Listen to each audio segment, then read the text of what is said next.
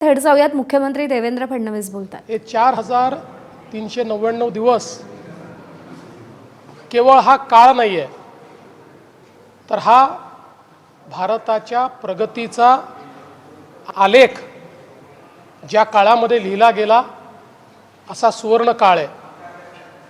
ज्या काळामध्ये देशातले 25 कोटी लोक गरिबीतनं बाहेर आले, तो हा काळ आहे।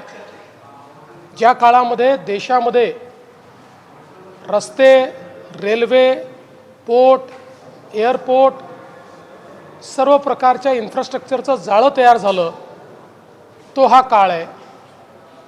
ज्या काळामध्ये भारताच्या अर्थव्यवस्थेने एक मोठी भरारी घेत जगातील 4थ्या क्रमांकाची सर्वात मोठी अर्थव्यवस्था म्हणून जगाच्या पाठीवर नाव कमावलं, तो हा सुवर्ण काळ आहे। ज्या काळामध्ये शेतकऱ्यांकरता सिंचनाच्या सोयी उपलब्ध करून देण्याकरता सर्वाधिक निधी केंद्र सरकारने दिला, तो हा काळ आहे।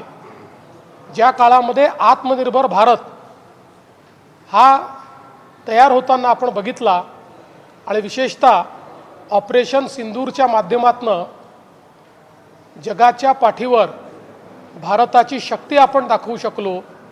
जो भारत संपूर्ण शस्त्रास्त्र आयात करत होता, आज तो हजारो कोटी रुपयाचे शस्त्रास्त्र निर्यात करतोय। अशा प्रकारचा आत्मनिर्भर भारत, ज्या भारताने UPIच्या माध्यमातून डिजिटल पेमेंट सिस्टीम गेटवे जगाला दिला आणि जगातले 30 देश हा डिजिटल पेमेंट गेटवे वापरत आहेत, असा भारत मोदीजींनी उभा केला आहे। या भारताच्या तरुणाईच्या स्वप्नांना मोठे पंख देण्याचं कार्य हे मोदीजींनी या काळामध्ये केलेलं आहे। आणि म्हणूनच मला असं वाटतं की केवळ लॉंगेस्ट सर्विंग असं नाही, तर ज्यांच्या सर्व्हिसला, ज्यांच्या सेवा कार्याला संपूर्ण देश लक्षात ठेवेल, विकास भी विरासत भी अशा पद्धतीनं ज्यांनी कार्य केलं आहे, त्या माननीय प्रधानमंत्री महोदयांचे मी मनापासून आभार मानतो। महाराष्ट्राला तर गेल्या 12 वर्षामध्ये भरभरून अशा पद्धतीनं माननीय मोदी साहेबांनी दिलं आहे। आपल्या सर्वांनाच कल्पना आहे, आपले जवळपास 100 धरणं पूर्ण करण्याकरता केंद्र सरकारने आपल्याला मदत केली। महाराष्ट्रामध्ये वाढवणसारखं बंदर असेल, महाराष्ट्रामध्ये हायवेज असतील, मेट्रो असेल, ट्रेनचं नेटवर्क असेल, नवी मुंबईचं एअरपोर्ट असेल, मेट्रो 3 असेल, असे अनेक प्रकल्प आपल्याला सांगता येतील की जे केवळ कागदावर दिसायचे पण प्रत्यक्षात उतरलेले आपल्याला पाहायला मिळत आहेत। आणि म्हणून महाराष्ट्राच्या जनतेच्या वतीनेही आमच्या या लाडक्या प्रधानमंत्री महोदयांचं मी मनपूर्वक अभिनंदन करतो। शरद पवार असं म्हणाले की नेहरूंबाबत स्पर्धा केली जाते, पण नेहरूंच्या स्पर्धेसोबत कशी काय होऊ शकते? इंग्रजांच्या 12 वर्षात तुमचा असा काही क्षण आहे की जो खूप जिव्हाळ्याचा वाटलेला आहे? मला असे अनेक क्षण सांगता येतील, पण विशेषतः ज्यावेळी महाराष्ट्राकरता मोदीजींकडे मी गेलो, त्यावेळी मोदीजींनी ज्या प्रकारे महाराष्ट्राचे प्रश्न सोडवण्याला प्राधान्य दिलं, आणि याचं सगळ्यात मोठं उदाहरण 2015च्या दुष्काळामध्ये ज्यावेळी मोदीजींकडे गेलो, देशामध्ये केवळ महाराष्ट्राला बळीराजा योजना त्यांनी दिली, ज्यामुळे 100 धरणं विदर्भ, मराठवाडा आणि उत्तर महाराष्ट्रातले आपण पूर्ण करू शकलो। मला असं वाटतं की इतका सेन्सिटिव्ह, संवेदनशील नेता हा आपल्याला खचितच बघायला मिळतो। शरद पवार म्हणाले की नेहरूंबाबत स्पर्धा लावली जात आहे, पण कशी काय होऊ शकते? नेहरूंनी इंग्रजांच्या अत्याचारातून मुक्त करण्याचं काम केलं, हे आपण विसरू शकत नाही। आणि कुठलीही स्पर्धा नाही, खरं म्हणजे केवळ हा रेकॉर्डचा भाग आहे की देशामध्ये इलेक्टेड निर्वाचित पंतप्रधानांमध्ये नेहरूजींचा एक रेकॉर्ड होता, ते 4398 दिवस होते। मोदीजी आता 4398 399 दिवस झाले आहेत आणि पुढेही ते राहणार आहेत. याच्या व्यतिरिक्त नेहरूजींच्या काळात नेहरूजींनी जे केलं ते आपल्याला माहिती आहे. मोदीजींच्या काळात मोदीजींनी जे केलं ते आपल्याला माहिती आहे. तुलना करायचा विचारच नाही आहे, विषय नाही आहे. मुळामध्ये नवभारताच्या निर्मितीमध्ये मोदीजींचं जे स्थान आहे ते अढळ आहे. त्यामुळे मी कोणाशी तुलना करू इच्छित नाही, तुलना करण्याचं कारणही नाही.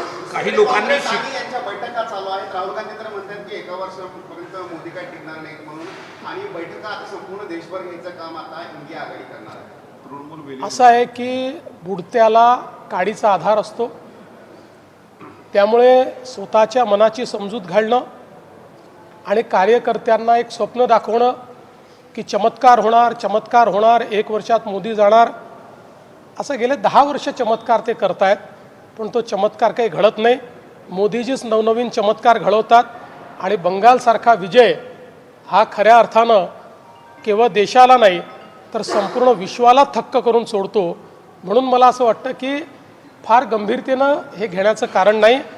ते बुडत्याला काडीचा आधार आहे, तसा तो काडीचा आधार घेण्याचा प्रयत्न राहुल गांधी करतात. शरद पवारांनी एक वक्तव्य केलंय आता की त्यांनी म्हटलं या देशाच्या स्वातंत्र्यासाठी ज्या लोकांनी योगदान दिलं त्यांच्यावरच्या मालिका बंद केल्या जात आहे. काही लोकांनी शिखांवरती काँग्रेसने आणि देशाने अन्याय केला असं वक्तव्य करून संबंध देशाची बेआबरू करण्याचं काम केलं जात आहे. महाराष्ट्रातून पंजाबात जाऊन हे बोललं जात आहे. आणि ब्लू स्टारला ब्लॅक डे म्हणाले. पहिली गोष्ट अशी आहे, शरद पवार काय म्हणाले मी ऐकलं नाही, त्यांचं भाषणही मी ऐकलं नाही. त्यामुळे तुम्ही अर्धवट गोष्टी मला सांगून माझी प्रतिक्रिया घेण्याचा प्रयत्न कराल तर ती योग्य होणार नाही. मात्र एक गोष्ट निश्चितपणे सांगतो की ज्या प्रकारे शिखांवर काँग्रेसने अत्याचार केला त्याचा निषेध हा जन्मभर आम्ही करू, शेवटपर्यंत आम्ही करू. ज्या प्रकारे कत्लेआम शिखांचा या दिल्लीमध्ये, पंजाबमध्ये आणि संपूर्ण भारतामध्ये काँग्रेस पक्षाच्या नेतृत्वात झालेला आहे, हे सत्य आहे. हे सत्य कोणालाही विसरता येणार नाही. मात्र गिरीश महाजन यांनी जे ज्या वक्तव्य पद्धतीने केलेलं आहे त्याच्याशी तुम्ही सहमत आहात का? गिरीश महाजनांचं एकूण जर तुम्ही वक्तव्य बघितलं तर हा प्रश्न उठणार नाही. गिरीश महाजनांनी स्पष्ट केलं आहे, या ठिकाणी जे 90 गुरु आहेत त्यांचा 300वा शहीदी दिवस हा संपूर्ण देशामध्ये साजरा केला जात होता. महाराष्ट्राने त्या संदर्भात गुरु तेग बहादूरजी यांच्या या शहीदी समारोहाकरता मोठे मोठे कार्यक्रम घेतले. देशातले मोठे कार्यक्रम महाराष्ट्रात झाल्यामुळे अर्थातच पंजाबमधनं एक निमंत्रण हे गिरीश भाऊंना आलं होतं की या ठिकाणी आम्हाला महाराष्ट्र सरकारचा गौरव करायचा आहे. त्यामुळे ते त्या ठिकाणी गेले होते. त्यांनी दर्शन घेतलं आणि या कार्यक्रमाच्या पाठीशी कोण आहेत किंवा तिथे कोणाचा फोटो लागला आहे, एकतर तिथे गुरुमुखीमध्ये सगळं लिहिलं होतं, त्यामुळे त्याची कल्पना नव्हती.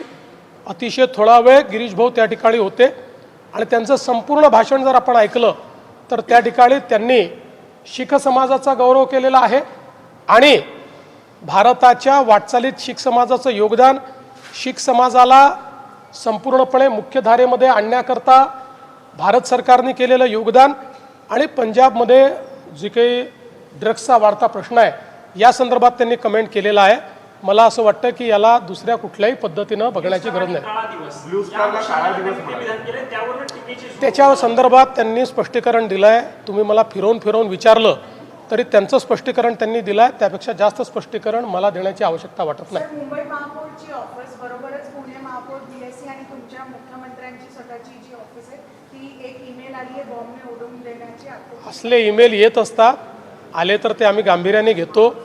त्याचा पूर्ण तपास मुंबई पोलीस करतायत.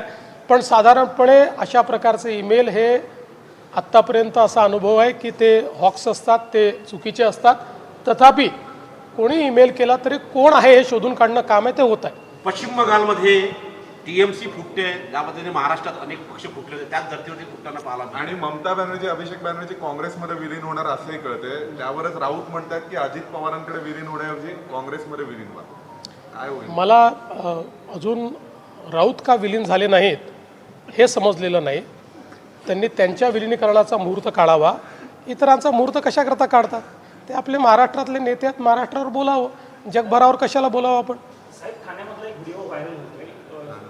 एक वयोवृद्ध जो व्यक्ती आहे ते कचरा टाकू नको असं एका ओला चालकाला सांगत असल्यामुळे त्या ओला चालकाने त्यांना मारहाण केलेली आहे.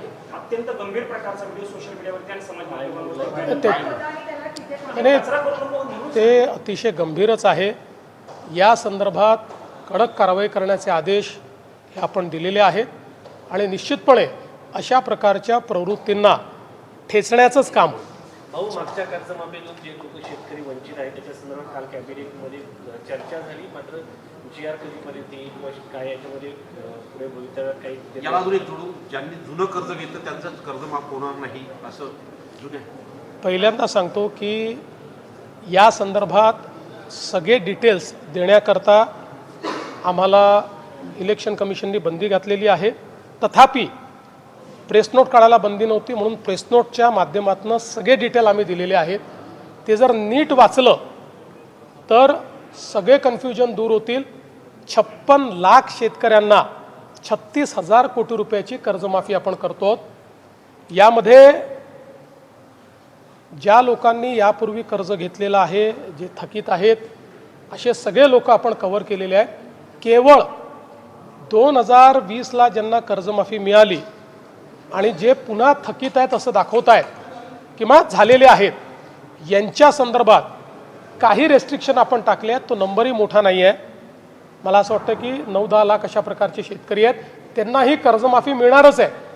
पण वारंवार म्हणजे 17ला मिळाली, 20ला मिळाली आणि पुन्हा 26ला, तर यातनं बँकिंग हे पूर्णपणे कोलॅप्स होईल. आणि म्हणून बँकिंगही कोलॅप्स होऊ नये आणि शेतकऱ्यालाही मदत मिळाली पाहिजे म्हणून त्यांच्यापुरतं काही अटी आपण टाकलेल्या आहेत. ज्या अटी जवळपास मला असं वाटतं 99% शेतकऱ्यांना त्याची अडचण पण येणार नाही.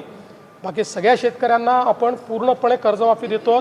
तो 15चा आहे का 16चा आहे का 14चा आहे हे देखील आपण बघितलेलं नाही आहे. आणि 2 लाखापर्यंतची कर्जमाफी पूर्णपणे आपण देतो. खतांसाठी डांगा लागलेत कुठे कुठे अकोलामध्ये पण बघतोय आणि बरोबरच बोगस असे खाते काही बाहेर आलेत असं. खतांच्या संदर्भात आपण यावेळेस थोडे रेस्ट्रिक्शन्स ठेवलेले आहेत. कारण आपल्याला कल्पना आहे की जागतिक परिस्थितीमुळे आपण खतं सगळी ही आयात करतो, त्यामुळे आपल्याला भरमसाठ अशा पद्धतीनं ती आणता येणार नाही. आत्ता जी लागतील तेवढी खतं आपल्याकडे आहेत, पण कोणी जर त्याचे साठे केले तर मात्र मोठी टंचाई तयार होईल. आणि म्हणून काही पॅरामीटर्स तयार करण्यात आलेले आहेत, काही अटी शर्ती ठेवण्यात आलेल्या आहेत, जेणेकरून आवश्यक तेवढं खत हे आमच्या शेतकऱ्यांना मिळालं पाहिजे. विशेषतः मिश्र खताच्या संदर्भात आता आपल्याकडे भरपूर उपलब्धता आहे. म्हणजे आवश्यक तेवढी, भरपूर नाही म्हणता येणार, आवश्यक तेवढी उपलब्धता आहे. अगदी कोणाला हेच खत पाहिजे किंवा तेच खत पाहिजे अशा पद्धतीनं कदाचित थोडी टंचाई जाणवेल, पण ओव्हरऑल खतांचे साठे आता आपण केले. मराठी उमेदवाराच्या नोकरीचा वाद समोर येतोय. Naukri.com आणि लिंक्डइनवर ठराविक लोकांनाच नोकरी दिली जाते म्हणून आता हा वाद चर्चेला जातोय. मला याची कल्पना नाही, पण असं काही असेल तर त्याच्यावर कारवाई करू. केंद्रीय मंत्रिमंडळाचे विधान परिषदेच्या निवडणुकीमध्ये काही उमेदवार बिनविरोध निवडून आलेले आहेत, पण आर्थिक व्यवहार झाल्याचे आरोप केले जातात. अमरावतीच्या माजी आमदार ज्या देशमुख ठाकूर त्यांनी अमरावती संदर्भात 10 ते 15 कोटीचा व्यवहार झालेला आरोप केला. ज्याला आरोप करायचे आहेत त्यांनी पुरावे द्यावे. ज्यांना पक्ष सांभाळता येत नाही, आपल्या पक्षातल्या उमेदवारांनाही सांभाळता येत नाही, ते अशा पद्धतीनं जर या ठिकाणी आरोप करणार असतील तर ते योग्य नाही. अमरावतीत काय झालं मला माहीत नाही, पण माझ्या माहितीप्रमाणे अमरावतीमध्ये निवडणुका होत आहेत, तिथे काँग्रेसचे उमेदवार आहेत, अपक्षीय उमेदवार आहेत. त्यामुळे अचानक ही काय उपरती त्यांना झाली आहे मला याची काही कल्पना नाही. पण मला असं वाटतं की हवेत बाण सोडू नका. पुरावे असतील तर पुरावे द्या, पुरावे द्याल कारवाई होईल. मंत्रिमंडळाचे सदस्य आहेत छगन भुजबळ, मंत्रिमंडळ सदस्य आहेत छगन भुजबळ, त्यांनी म्हटलंय की जे लोक शक्ती दाखवतात. आज का दिन ये बहुत महत्वपूर्ण दिवस है. हम महाराष्ट्र की ओर से प्रधानमंत्री मोदी जी को बहुत बहुत शुभकामनाएं देना चाहते हैं, बधाई देना चाहते हैं. आज लॉन्गेस्ट सर्विंग प्राइम मिनिस्टर इस प्रकार का एक रिकॉर्ड मोदी जी ने कायम किया है. 4,399 दिन मोदी जी ने पूर्ण किए हैं। ये केवल लॉन्गेस्ट सर्विंग इसलिए रिकॉर्ड मैं नहीं मानता, तो भारत का एक प्रकार से नव भारत के निर्माण का सुवर्ण काल इस दृष्टि से मैं इसकी ओर देखता हूँ, क्योंकि जिस प्रकार से भारत बदला है, 25 करोड़ लोगों को गरीबी रेखा के बाहर लाना, करोड़ों लोगों को घर मिला, करोड़ों लोगों को पीने का पानी मिला, इस देश के गरीबों को अनाज मिला, और इसके साथ साथ इस देश ने आत्मनिर्भरता की ओर अपना कदम बढ़ाया। देश में road, port, airport, railway, infrastructure, उद्योग, इसमें जिस प्रकार से बढ़ोतरी हुई है, दुनिया ये मानती है कि एक प्रकार से अप्रत्याशित, अनप्रेसिडेंटेड इस प्रकार की ये बढ़ोतरी आज देखने को मिलती है। जिस फोकस के साथ मोदी जी ने समाज के सभी क्षेत्रों में कार्य किया है, चाहे वो किसान हो, दलित हो, आदिवासी हो, युवा हो, महिला हो, हर एक सेक्टर के लिए मोदी जी ने जिस प्रकार की योजनाएं लाई है, हर योजना एक मील का पत्थर साबित हुई है। और विकसित भारत की ओर जिस गति के साथ अब भारत जा रहा है, मुझे ऐसा लगता है कि ये मोदी जी का काल, ये सुवर्ण काल के रूप में सैकड़ों सालों तक लोग याद रखेंगे। मैं मोदी जी को फिर एक बार बहुत बहुत बधाई देता हूँ। कांग्रेस कह रही है कि डॉक्यूमेंट्री वर्सेस असलियत चल रहा है, आर्थिक फाइनेंशियल क्राइसिस हो रहे हैं, पेट्रोल हाइक हो रहा है, तो ये तो डॉक्यूमेंट्री दिखाई जा रही है, उनका ऐसा कहना है। देखिए, कांग्रेस के पास कहने के लिए कुछ बचा नहीं है। ये वही कांग्रेस है जिसको देश का सोना गिरवी रखना पड़ा था। ये कोई कांग्रेस है जिसने ऑयल बॉन्ड निकालकर देश को हमेशा के लिए आर्थिक खतरों में डाल दिया। ये वही कांग्रेस है जिसने 2G, 3G, कोल ऐसे घोटाले किए कि उन घोटालों से इस देश की अर्थव्यवस्था तहस नहस हो गई। ये वही कांग्रेस है